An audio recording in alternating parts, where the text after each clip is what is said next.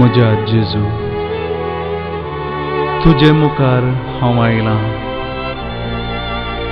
तुजें नांव हांव वाखणटां, तुजो उपकार आठयतां, म्हाकाच तुका समर्पितां.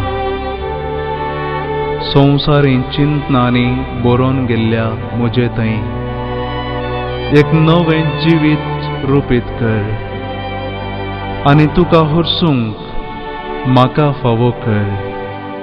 स्तुती आनी होगळा फावो जाल्ल्या जेजू, म्हज्या भावा भयणी थंय हांवें तुजें रूप पळयशें.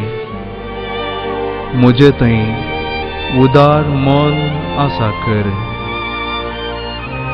संवसाराक बोलोवन वायटाक सांपडोवन तुजे तावन चुकोवन गेल्ल्या शेळयांक तुज्या गोपांत पाटी हाड आनी तुज्या पवित्रात्म्याची देणी आमकां सर्वांक लाभय. ह्या मधुर गिता द्वारी त्रिएका देवा तुका जावं महिमा.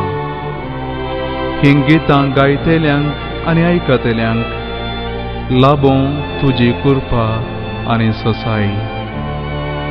देवा बापा, देवा पुता आनी देवा पवित्रात्म्या तुका जावं महिमा आतां आनी सदां सर्वदा.